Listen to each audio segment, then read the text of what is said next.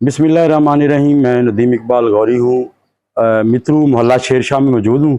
यहाँ पर एक घर है इकबाल आरबी का। यहाँ पर खंबा है घर के अंदर, ये बिजली का खंबा है, जिसकी वजह से अब ये खंबा मैं अगर आपको दिखाऊं तो ये बिल्कुल टेढ़ा हो चुका है, और जैसे ही ये खंबा गिरेगा तो इससे जो है वो यहाँ पर जो मकीन है उनका काफ़ी नुकसान हो सकता है।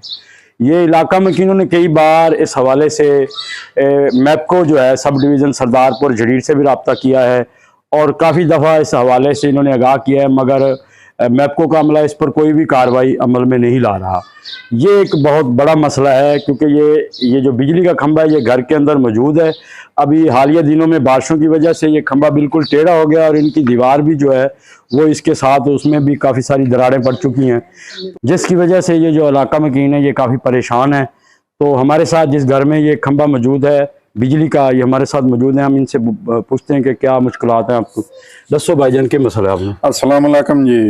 ये साडे घर है, बिजली का खंबा है भी, महकमे वाले ने असां कई बारी आख्या उन्हें साडी कोई गल भी नहीं सुनी, लेकिन असां परेशान है इस वजह खंबे तो मेहरबानी की वजे खंबा पट्टा वजे।